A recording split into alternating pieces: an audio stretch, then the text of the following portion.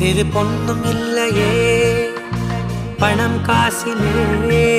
இந்த பாசம் இல்லையே அன்பான மகள் வந்தார் அம்பானி நானாகிறேன்